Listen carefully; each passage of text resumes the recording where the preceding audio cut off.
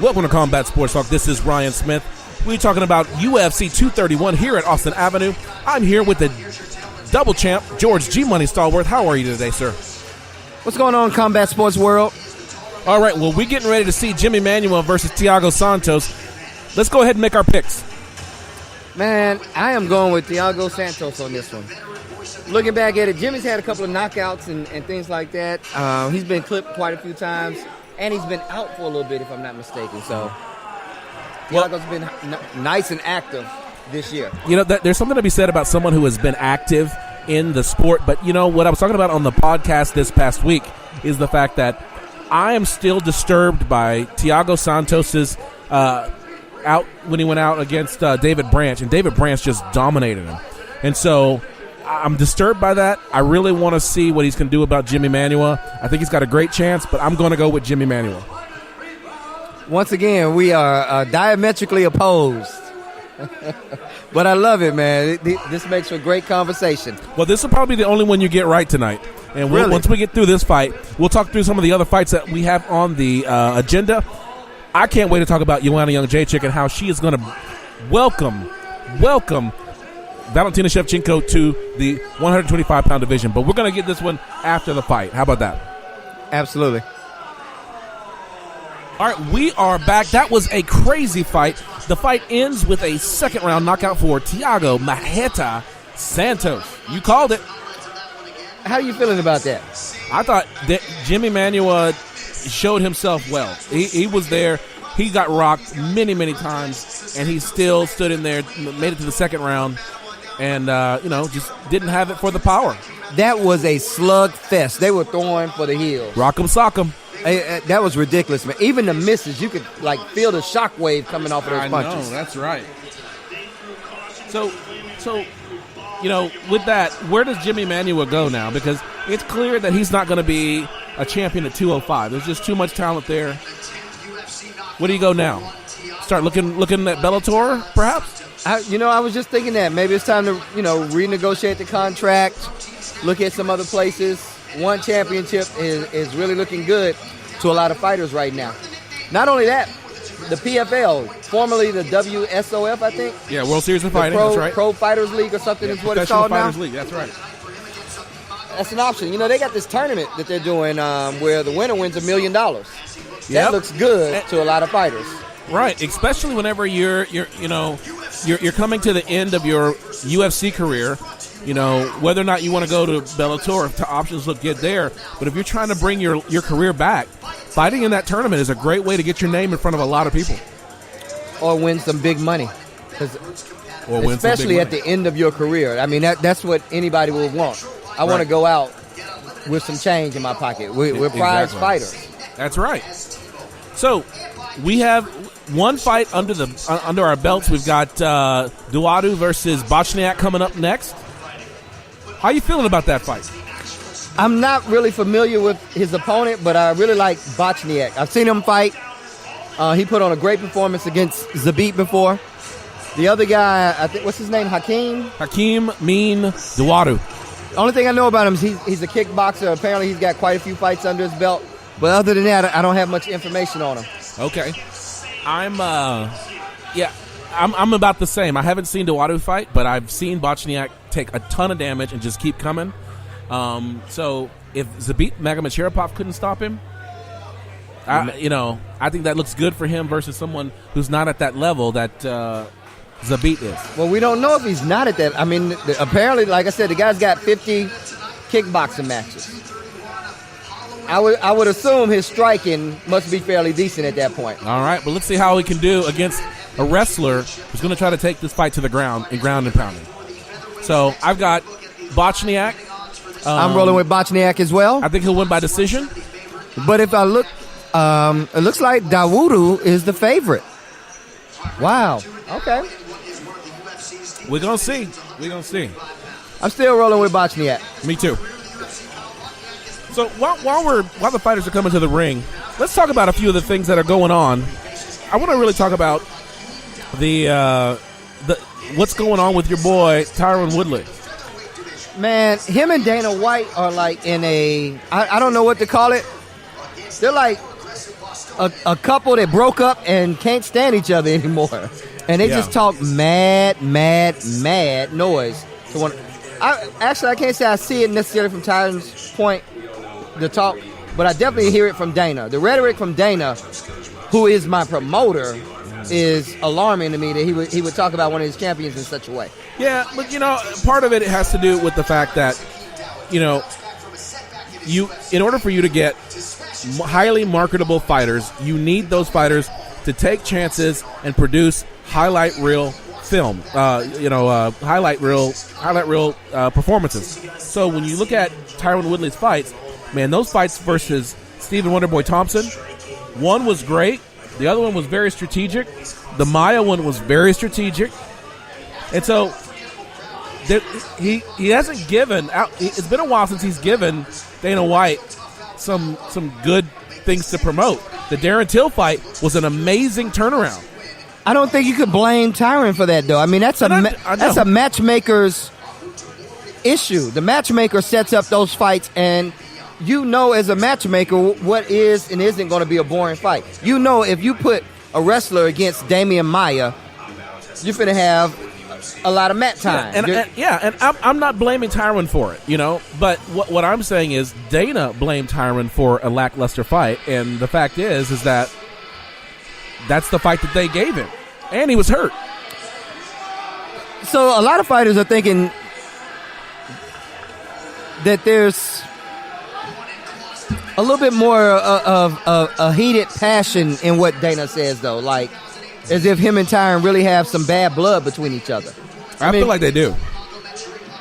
Now, I don't hear the rhetoric return from Tyron, though. No. Every now and then I'll see a dig or something like that, but at this point it's like you got to grant the man that. I mean, you're not just going to talk mad noise to me and I'm not going to have a comeback or I'm not going to have a response to that. Right.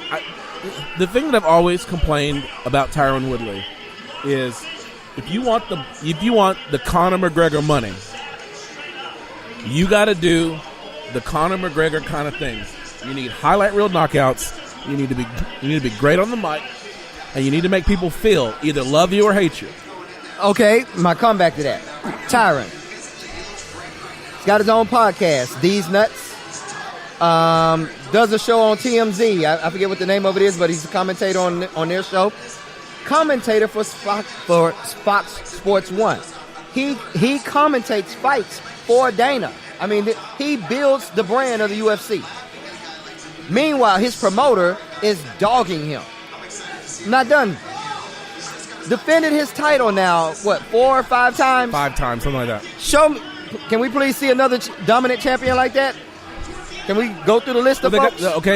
You got, in the UFC right now, having defended your title 5 or more times is Demetrius Mighty Man. Oh, wait, no, he's not in the UFC anymore. I like that. I like how you did that. Yeah. After that. We'll talk about that one because Dana had issues with him too. But go ahead. After that, you don't really have a dominant champion. A reigning champion that's defended their title that many times. I just want to go through the list. You got TJ Dillashaw. You got Max Holloway. Nope. At 155, you got Khabib right now. Nope. At 170, we got 5 times, or whatever Tyron's defended. 185 is who now? Robert Whittaker with no title defense, or maybe one title defense. 205 is Daniel Cormier by default. With 2, I think he's got 2 title defenses there. And then at heavyweight, you got Daniel again. Yep. I'm sorry, Dana. You are looking over one of the best commodities in your organization, and it's a travesty. I see it, but I'm trying to look at it from Dana White's perspective. Number 2, the matchups in that division. Some of the more interesting ones right now. This feud between him and Kobe. Dana, this is gold. You should be digging it. Kobe balked at it, though. That's the thing. Kobe what? Kobe balked at fighting Tyron. That's how Darren Till got into the cage with Tyron Woodley. I'm just saying. And Tyron finished him. Overall, in that division right now, that is probably one of the most interesting divisions to watch. Yeah, and we talked about this on the show. I said it on the show. 170 is the hottest weight class right now in the UFC. It's so hot that they are actually contemplating another weight class within a 7 to 10 pound limit of it. That's ridiculous. Well, what that says is there's a lot of talent in that weight class, and it could support it. We look. After this fight, we can talk about 165 and why that's a ridiculous thing. But I'm trying to think about the fact that Tyron Woodley has a legitimate claim for being paid premium money. I think this is about money. And he has a claim for wanting to get paid premium money from the promoter. The problem is, people aren't buying that. They're not buying it. Why do you think that is? I don't know. Why do you think that is? Dare I say that it might be due to the pigment of his skin? Really? It's just a thought. I don't know. People buy Daniel Cormier. People love Daniel Cormier. Daniel's opponents primarily have all been of color. Okay. I don't know if that's the same for Tyron necessarily. So I'm just saying, are you saying that people bought the Daniel Cormier-Stipe Miocic fight? I think people...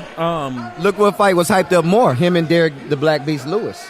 I think that fight, as far as media-wise, as far as hype, was a bigger fight.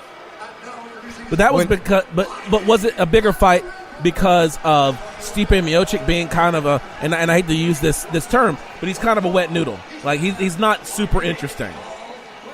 He's got a great story, but when he gets on the mic, it's just kind of mush.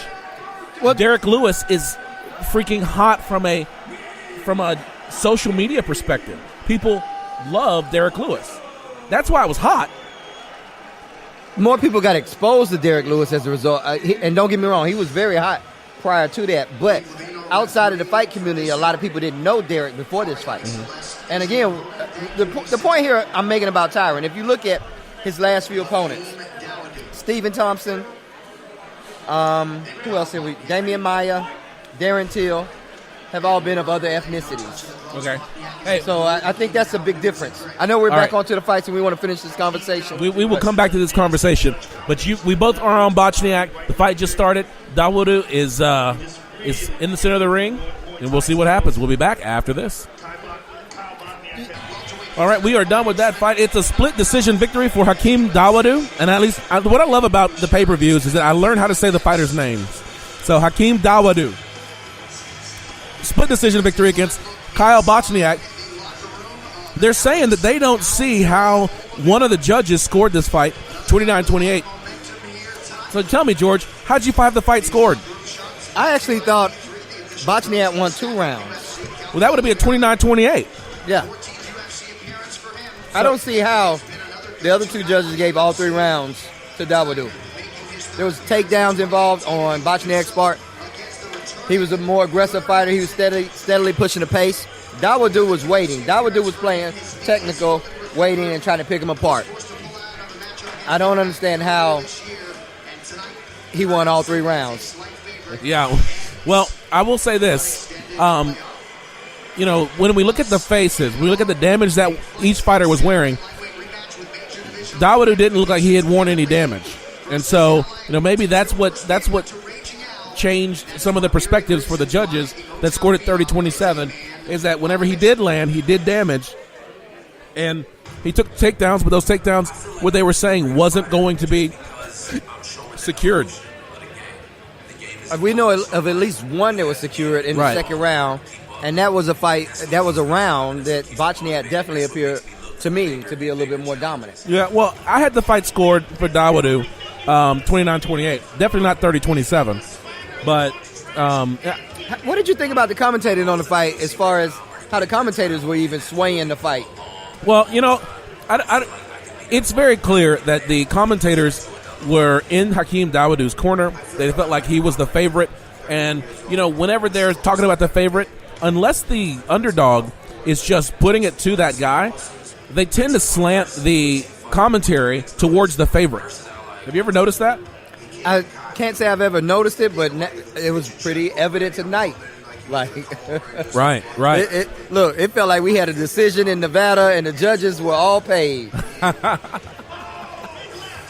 All right, so we were talking about Dana White. We were talking about questions of ethnicity and favoritism in the UFC, especially towards how he's been outspoken against a certain fighter, Tyron Woodley.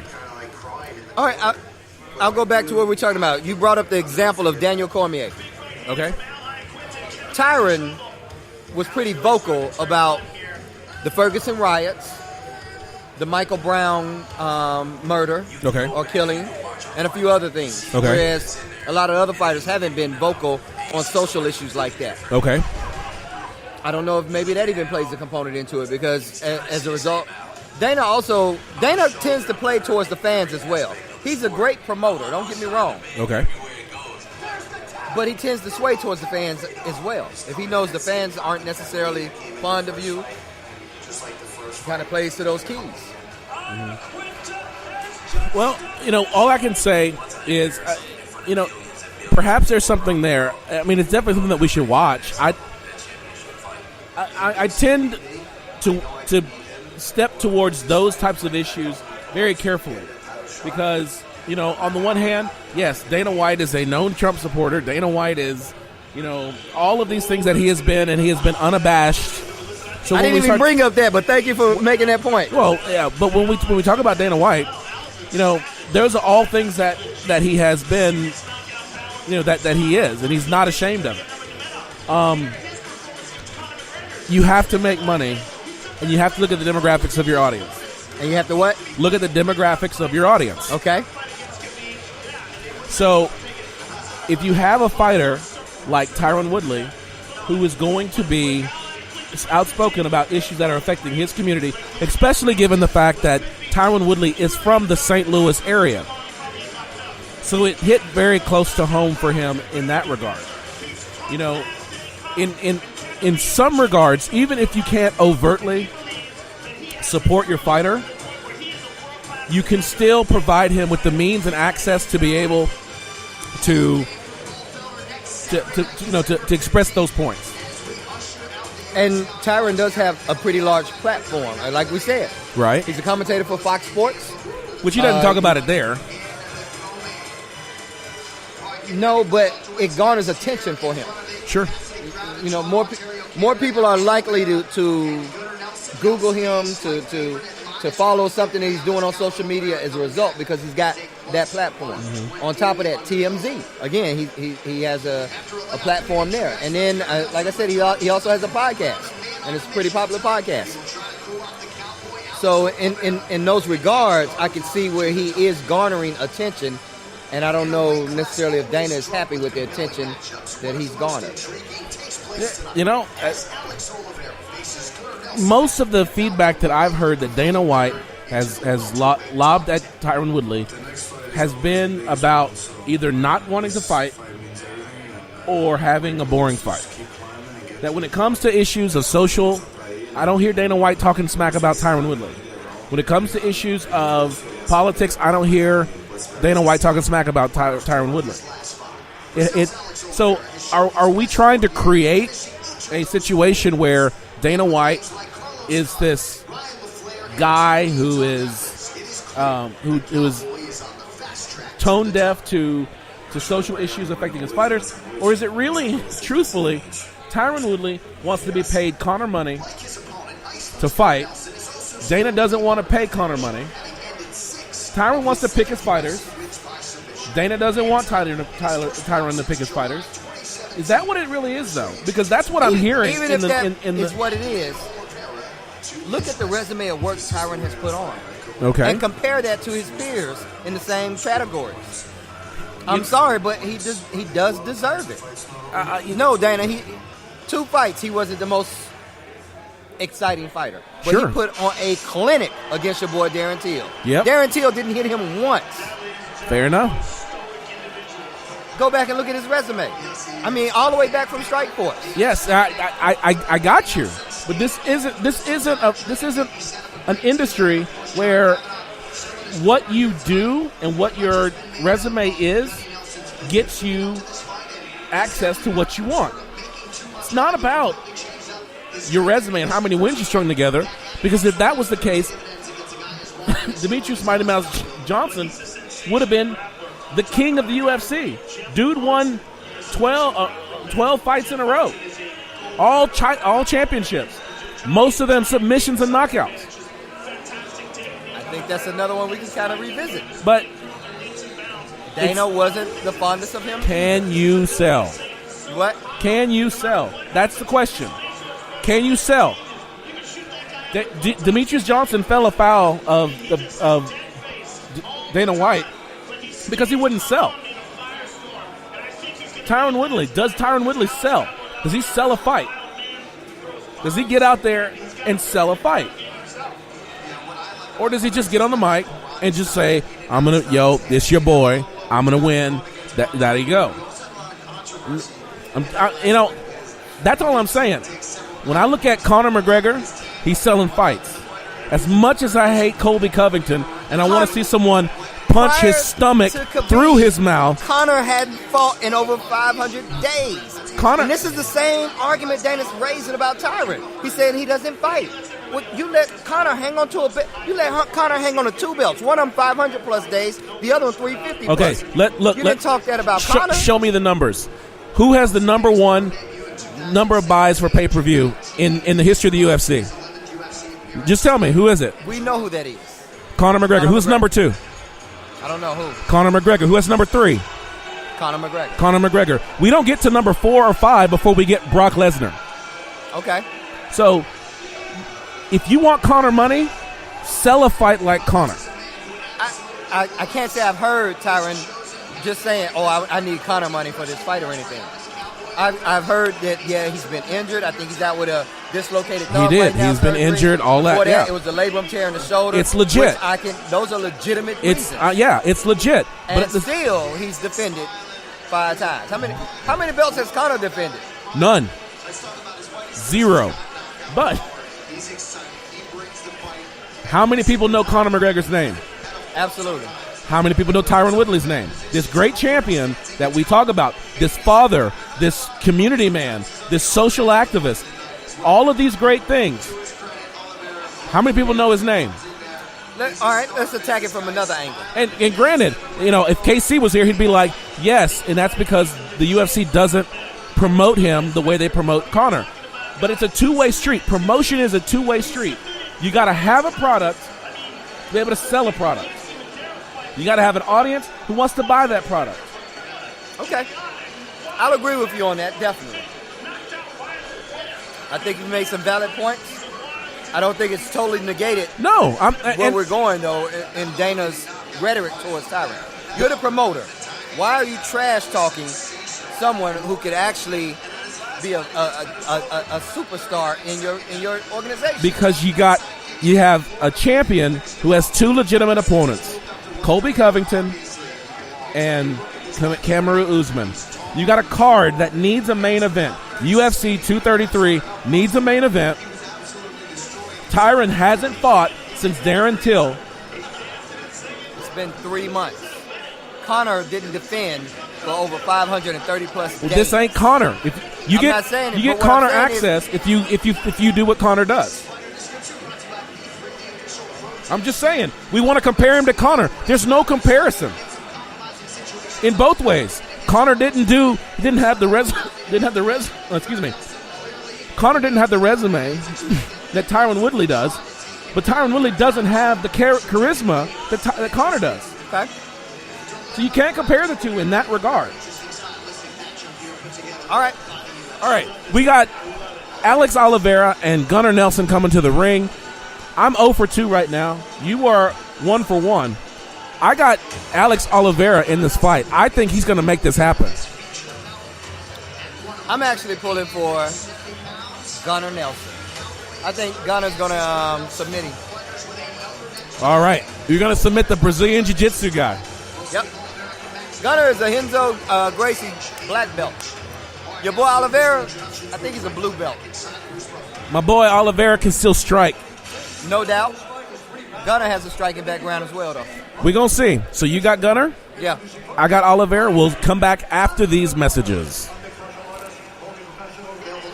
All right. Gunnar Nelson defeated Alex Cowboy Oliveira via blood-faced choke neck. In the second round, man. That was a scrappy fight. It was a great fight. Great fight. Oliveira's striking is pretty good, but I figured Gunnar's jiu-jitsu was going to get him. Well, and it absolutely did. Even in the first round, Gunnar was able to get Oliveira on the ground, get a body triangle on him, and Oliveira was able to turn it around. Surprisingly. Yeah. Gunnar even made note of that. He's like, I was surprised he got out of that triangle. I mean, out of that body lock. Right. So we got the co-main event coming up. We're actually making really good time. So, in the co-main event, we got Joanna Jędrzejczyk, the queen of the 115-pound division. Queen of Mean. Facing the Bullet, Valentina Shevchenko. Very interesting matchup. They have a history. Fought 3 times in Muay Thai already. Right, but it was amateur fighting. Amateur fighting, kickboxing type tournament. But I can't help but think that that's going to play into the psyche of Joanna. We will see. You know,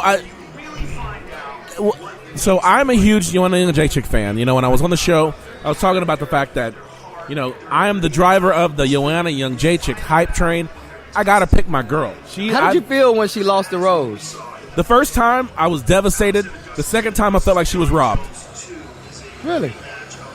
Did you know that Valentina trained Rose for those fights? I did not know that. That was new for me. Well, what I'm worried about beyond that, I mean that is scary, but I'm also worried about the fact that Valentina can fight at 135. Yes. Joanna Jędrzejczyk, you look at her, I mean she's a 115. She's a 115er. Fighting at 125 is fighting up. So definitely. I'm concerned about the size difference, the strength difference. All of those differences when you have someone who fights larger and goes down versus someone who fights smaller and goes up. Well, the good thing about this matchup for JJ is that JJ throws a lot of straights. Right. Problem here is she's dealing with a woman who is so used to managing distance, and she understands how to throw hooks around those straights. She's going to let JJ overcommit on her straights. And when she leans in, when she sticks her chin in, she's going to take advantage with that left hook or that right hook. I think Valentina is southpaw, so you're definitely going to see that right hook come in the factor in this.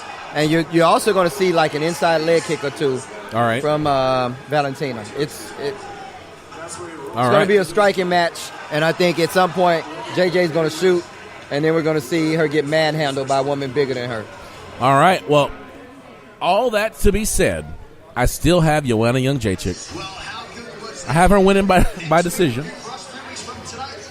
I'm assuming you have. I'm sipping tea. Valentina Shevchenko. Oh, you? Yes. By decision. All right. So we got it going all 3 rounds. Oh no, it's going 5 rounds. It's a championship fight. It's going to be a Muay Thai match, and like I said, I think closer to the end of it, JJ's going to get winded and shoot, and we'll see a decision by the end. All right. So let me ask you this. So you told me what's going to happen to Joanna Jędrzejczyk. So what does she have to do to win? She's got to manage her distance better. She's going to throw these strikes, and if she doesn't overcommit on her strikes, meaning if she doesn't lean over, stick her chin out, she'll be able to dodge those incoming hooks as a result. She needs to watch for the uppercut. She needs to attack Valentina's legs, wear her legs out, left and right. Valentina's a southpaw also. JJ needs to throw the right cross. She needs to throw the left cross. Keep that cross in her face all night long. Step outside of her lead foot and just throw the cross.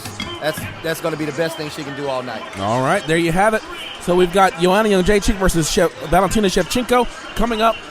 We'll finalize our picks as they're getting in. We're getting some previews of the fight at New Year's, which is the John Jones versus Alexander Gustafsson 2. A lot of people had Gustafsson winning that fight against John Jones. I honestly think that one of the only people on this planet that can beat John Jones is Alexander Gustafsson. John Jones did not train for that fight. John Jones was smoking, drinking, snorting, probably taking, Viagra, and still won that fight.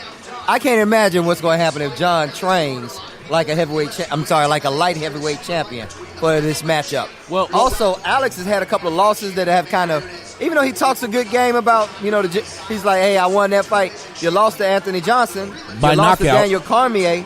That was a close fight, though. Like, a lot of people had Alexander Gustafsson beating Daniel Cormier as well. I'm just saying. It was a close fight.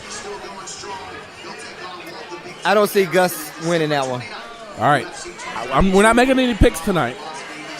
We're not making any picks tonight. We don't have to. We're not making any picks tonight. But so you were talking about Demetrius Johnson.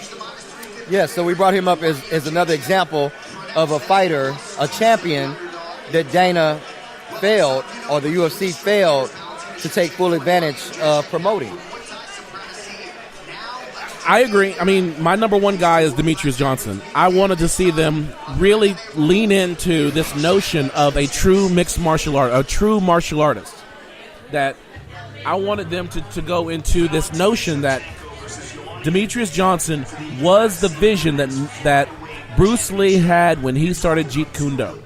That was the angle that I wanted the UFC to take. Of course, they didn't do that, and they allowed Demetrius Johnson to kind of languish at 125 when the belt was taken from him, because I don't think that he was beaten by Henry Cejudo. There was really no other juice. There's nothing else to really get excited about, and that's why we see this rumbling that the 125 division is getting ready to be cannibalized so that they can have a 165. So I got two questions for you. One, how do you think what do you think that Demetrius Johnson needed to do for the UFC to give him the type of attention that he deserved? And I want to get us into the 165-pound weight class discussion. I think he should have fought up. He should have taken the TJ fight. I think that would have gone a long way to cement his legacy. Whether he won or lost, fighting, he should have fought up.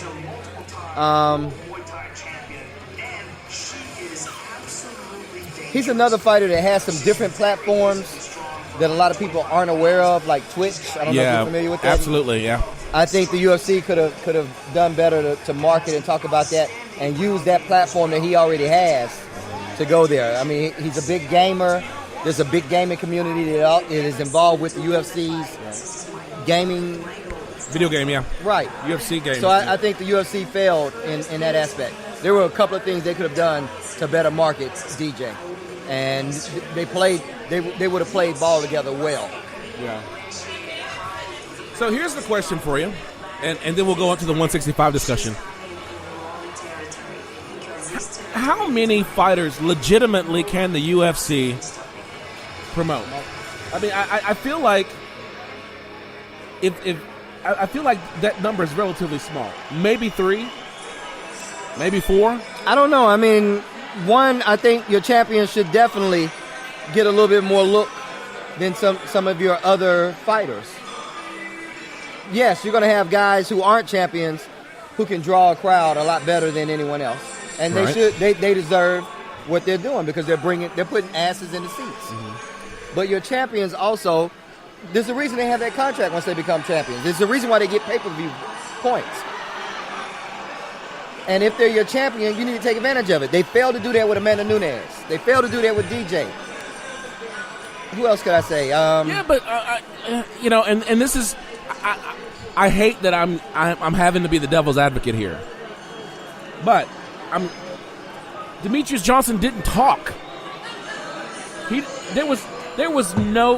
Demetrius Johnson did not say anything other than, I feel confident I'm going to win the fight. I've done a lot of training. I'm really prepared. I think you're wrong. Demetrius did not sell a fight. DJ's talk was that there's nobody in this division that's going to beat me.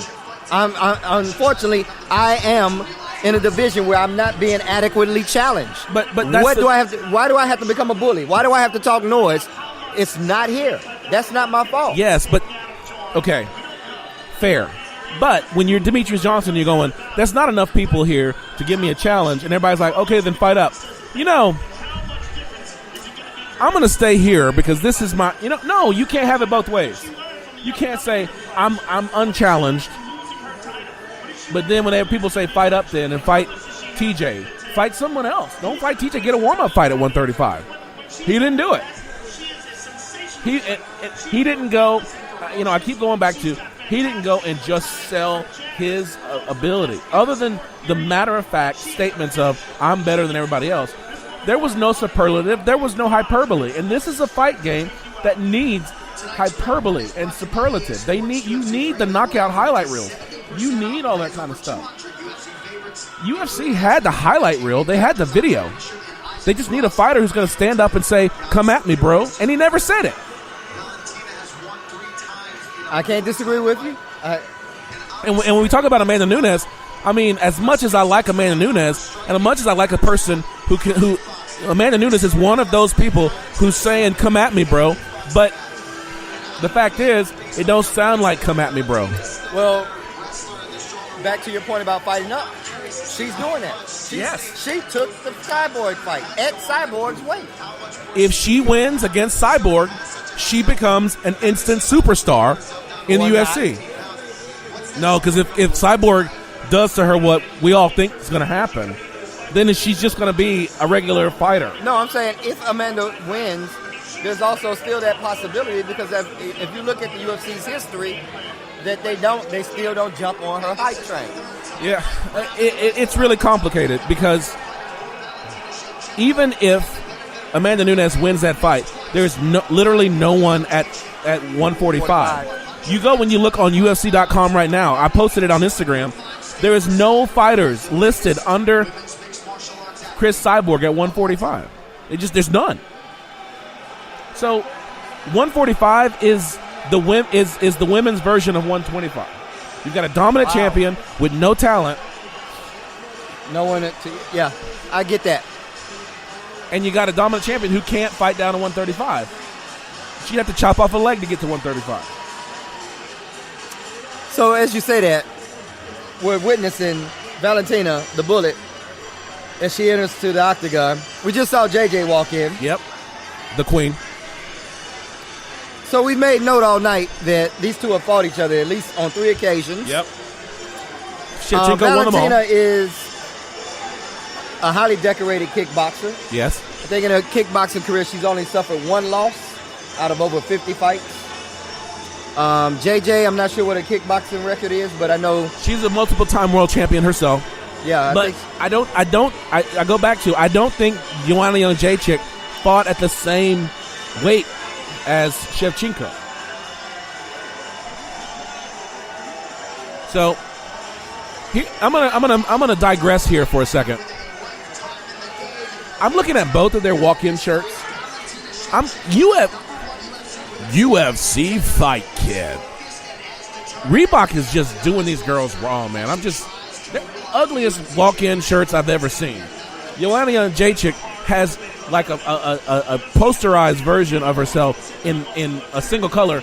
You got a girl, her name is the Bullet. And they got a cheetah or something else. Yeah, they got like a jaguar in a mountain. I understand she's from Kazakhstan or whatever, so maybe that's something to do with her where she's from. But the fact is, that is like the lamest walkout shirt I've ever seen. I'm sorry for digressing, but no, you're fine. It's definitely banner I would love to have. You see, she's got a gun tatted on her on the side of her belly. Yeah. So she obtained the name, the Bullet, from one of her coaches. Okay. When she was 12 years old, she knocked out a 22-year-old woman. Wow. Coach called her the Bullet after that. Wow. 12. I train. I've got a 12-year-old girl that I train right now. Mm-hmm. I would not put her in a fight against a 22-year-old woman. Yeah, let's start with there. Who puts a 12-year-old in the ring with a 22-year-old? I think that tells you how confident they were in her even back then. No, I've seen some children whose striking is on a different level.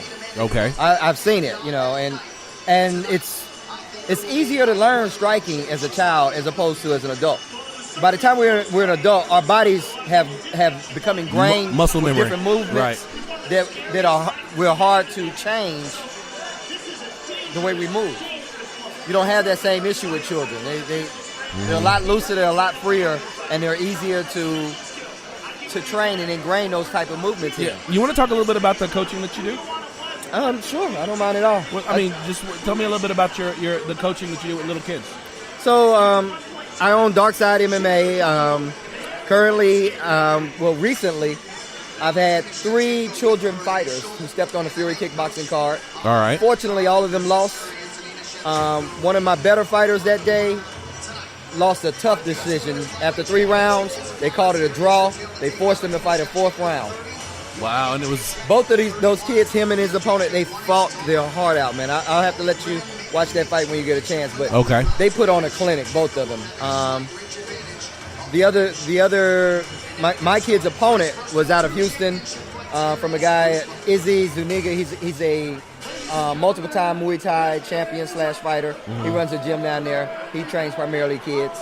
Has some young girls about 12, 13 years old who I would definitely put in the category like they could fight some adults. Wow. But back to my kids, I had 2 other kids fought on that card, a 7-year-old and a 5-year-old. They both fought their hearts out as well. I commend them highly. I love what they did. I was not disappointed in what the output and the work they put in. And they came back to training afterwards much more dedicated. Like, it really lit a fire under them. I'm so happy to see that. Yeah. I had another young lady. She didn't get a fight on that card. She's 11 years old. Uh-huh. She came back as a result a lot more motivated. She cried her heart out because she wanted to fight that day. Yeah. So I'm really interested in where my kids are going to take off to. I think their striking is really picking up. They spar on a weekly basis with other kids who train a lot more than they do. Mm-hmm. I don't get to train my kids as often because of the distance. Yeah. And so it's going to be interesting to see where they go in a few years from now. All right. Joanna Jędrzejczyk is just getting announced. She's a pretty big underdog, plus 270. Yeah. I think I may be the only one who believes. Me and Joanna, we're the only ones that believe. Minus 350 favorite. This is the Bullets out of Kyrgyzstan. Well, we're gonna see. We're gonna see if Joanna Jędrzejczyk.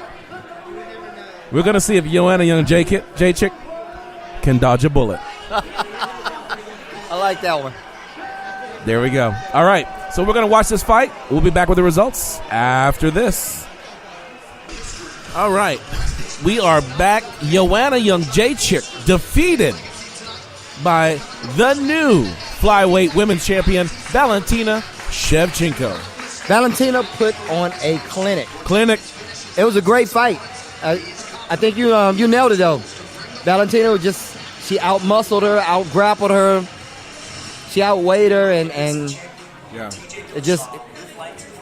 I mean, it's one of those things where there's a difference when someone moves up to a weight class and someone moves down to a weight class. And both of those things occurred in this Both fight. of those things occurred, and what you end up seeing is Joanna Jędrzejczyk just wasn't big enough, wasn't strong enough, in addition to the fact that you had an elite Ortega. Yeah, thank you. There you go. Yeah, y'all the podcast guys. Yeah. I see y'all every time. I respect you guys. Thank you. Thank you. Everybody else, like they ain't here every week, like people like you and I. Like, yeah. Right. I'm not a podcast guy, but I'm here every time, bro. There it is. I respect you guys. I love it. All right. Y'all keep it up, man. Thanks so much for the feedback. Thank you. I respect the hustle. Y'all keep it up, man. All right. We just had somebody step up and just give us a shout out. I don't know how much got picked up on the air, but it was good to hear that. It was good to hear that people notice us and they respect what we do. Absolutely. Speaking of respecting what we do, all right. Max Hunt. Well, let's go back and revisit this last one. Okay. Even though it was, I feel like JJ was outclassed in the sense of several areas of the fight, particularly on the ground. I think she put on a good fight. Absolutely. Fundamentally, she stayed sound. Right. She did, even when she was in bad positions, she maintained composure. She fought her heart out. That was a good fight. Even Valentina said, "Hey, I much more prefer to win this belt against her than any other way." That's right, and that's the thing that I love about Joanna Jędrzejczyk is that she is a great fighter, and even though the fights don't go her way, only one of them has not been competitive, and that was the one where she got beat by Rose Namajunas, but she had a terrible weight cut. Her training camp was all jacked, all that kind of stuff.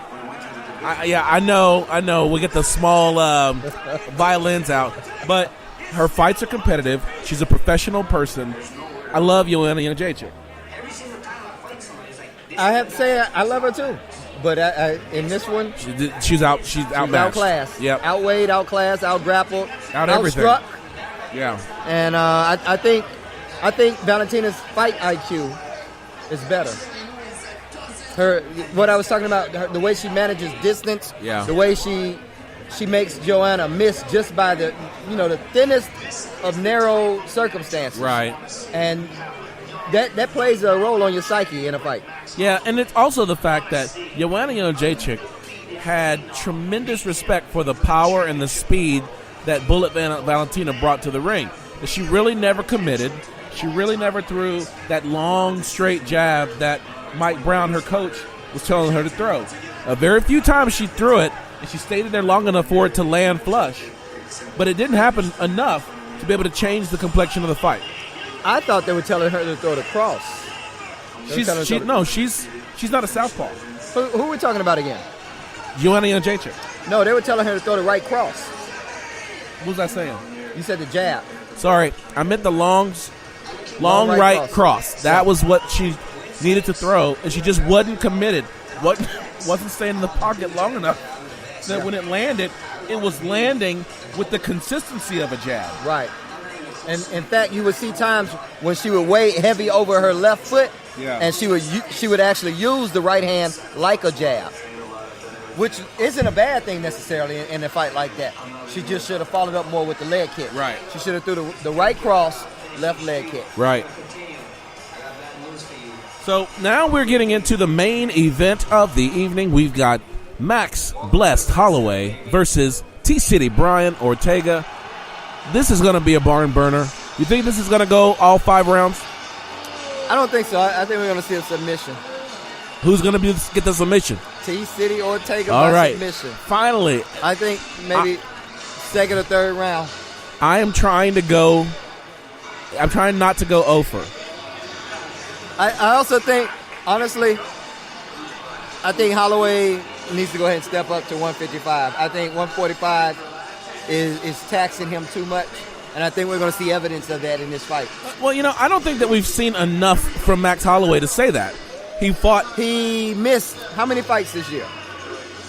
Okay, 2 or 3. 2 of those fights. One of them he couldn't make weight. The commission stopped him. But that was because he came in to make 155 from 195. Second a 45-pound weight cut in 6 days. Not going to happen. Second time, he had, what was it, a fainting spell or some type of... We don't know. And it was, right. They said he had concussion-like symptoms. Yes. But it was also confirmed that this occurred during his weight cut. It did, yes. So they believe it was weight cut related. His organs were shutting down. What was going on. So, but Brian Ortega cuts a lot of weight too. I mean, he looks like a man among boys. I think he's had one occasion where he missed weight, as far as I know. Yeah, I don't know. But you heard me talking to the other guy. I have Brian Ortega. I just like his mix of striking and grappling. I feel like he can take this fight anywhere. I think we're going to see Ortega get outstruck by Max. Max is a pressure fighter. Right. He's going to put him through the paces. But Max also gets hit a lot, and he exposes his head quite a lot. And we all know what happens when you expose your head to Brian T-City Ortega. You get choked. Yeah. 7 submissions, finished 10 of 14 wins. He's on a 6-fight winning streak, and he's unbeaten. No losses. He's going to keep me from getting the 0. Like, I got all my fight picks wrong tonight. Some of them were competitive. Some of them had hope. Like, Jimmy Manuel had hope. Alex Oliveira had hope. And then it just came crashing down. I'm still trying to figure out how you had JJ over Valentina. Hype train pick. I am on the Joanna Jędrzejczyk hype train. I read the stats. I saw the size. I know. But I got to go Joanna, So what you're saying is you were being loyal as opposed to being smart in that case. I picked it with my heart. All right. I like that. I picked it with my heart. That's what I did. Okay. I get it. There are some fighters you cheer for them regardless. I'm the regardless. Same way. Absolutely. Derek Black beats Lewis. Yeah. over Daniel Cormier. Yeah. Good example. All right. So, we're watching Max make his way. No, this would be to the T-City, yeah? octagon. Or is he already? Oh, this is Max. Because T-City's already there, right? Yep. So Max likes to call Canada the 10th island. He says Toronto is the 10th island. Oh, wow. He's fought several times there. Done well most of the times that he's fought there. So. Yeah. Here we go. He's got that Hawaiian flag. Walking to the ring with blessed across his forehead.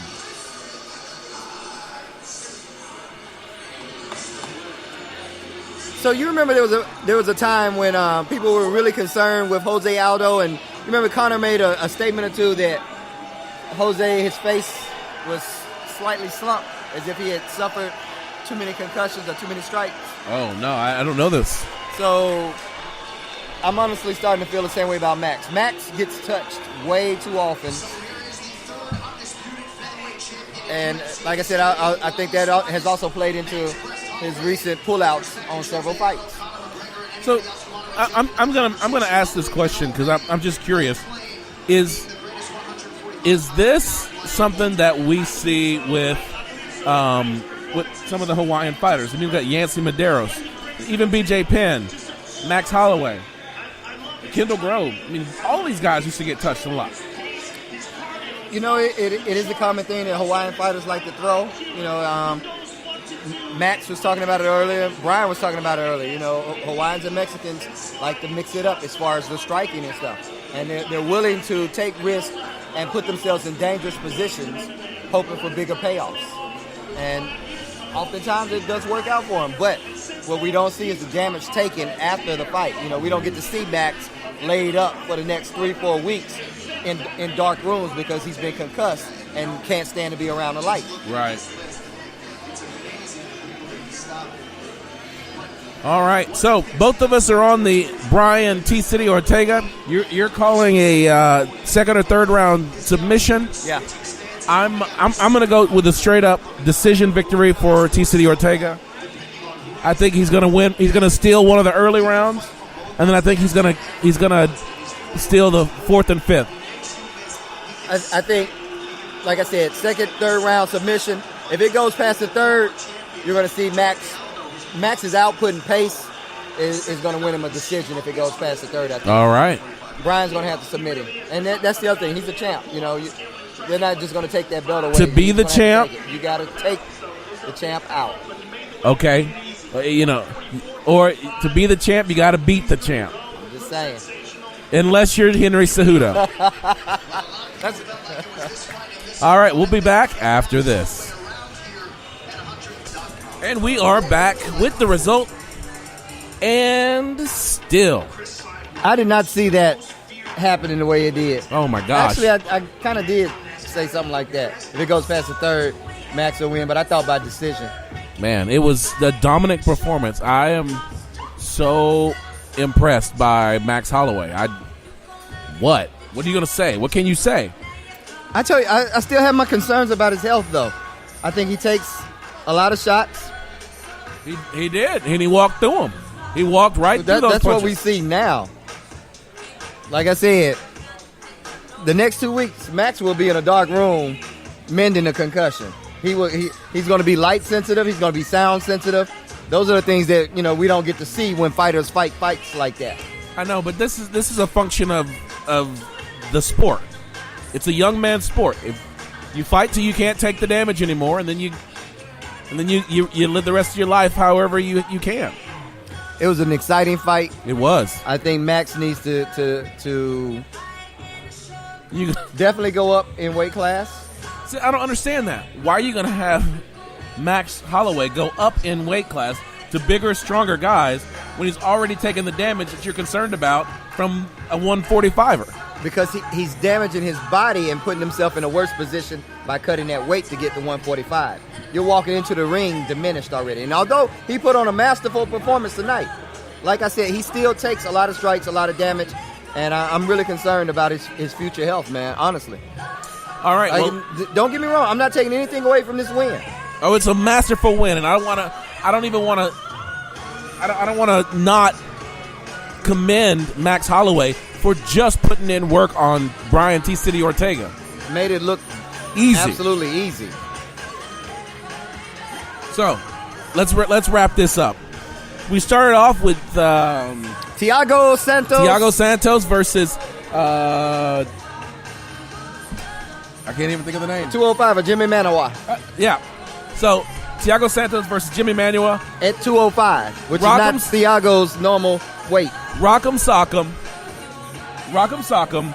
and Thiago Santos ended up putting the hammer on Jimmy Manuwa. Yeah, he did that. Then we had Bochniak versus Dawadu. Dawadu, yeah. And Dawadu he got the split decision. He had 2:30-27s, but we thought that at least Bochniak won one round. You had him winning two. There was a lot of question about whether or not there were a couple of questionable takedowns were going to be counted as takedowns. There were a couple of questionable judging scores tonight, especially in the early prelims and prelims. Right. Then after that, who did we have? I got to look it up because who else did we have? Let's see. We had Oliveira. We had Oliveira versus Gunnar. Gunnar put the hammer on him, split him open like a melon, bleeding like a faucet, filleted him like a fish. Man. Then we had Joanna Jędrzejczyk go up against the Bullet. Great Shevchenko. fight. Great fight. But she was not even close. It still was a great fight, but yeah, she was definitely outclassed, outweighed, outgrappled. Valentina was very technical with what she did. Yeah. I think Joanna failed to either listen or follow some of the game plan from her corner. She definitely didn't listen to you. And then in the main event of the evening, Brian T. City Ortega could not withstand the tsunami of punches that Max Holloway brought to him. He definitely showed his heart tonight, though. Yes, absolutely. Brian will definitely be back and a better fighter as a result of this. Yes. I'm glad he didn't take that damage in the fifth round. Right. That would have been unnecessary, and I think that definitely would have taken some years off of his fight career. Tell me one thing, and then we'll wrap this up. But the coaching that he was getting from his corner, you were disputing that. Henner Gracie is a guy that is well respected, but I didn't see him giving instruction. There was a lot of back patting and confidence building, but there wasn't instruction. Henner is a jiu-jitsu guy. I don't know if Henner has any striking pedigree in his background, and I think that was the reason for that, why you didn't see Henner being able to give him solid advice on what to do to counter Holloway's striking. Here's the thing that I have for you, though, is that there wasn't even instruction to take this fight to the ground. I mean, this fight was a boxing match. This was not a jiu-jitsu match. I mean, if it was, maybe the result would have been different.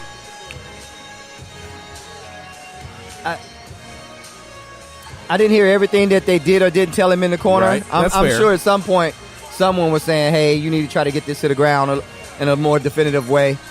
But I think that he could have got some better instruction during the striking portions of this fight that would have at least prevented him from being struck as much. Yep. I think Holloway did what he did and was going to do that.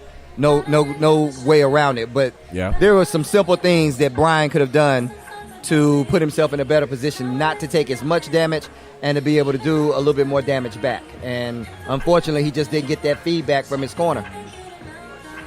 All right, well, we got some good fights coming up. We got next John week, John Jones versus Alex Gustafsson. We've got I can't wait to see that one. Amanda Nunes versus Chris Cyborg. I'm looking forward to that one as well.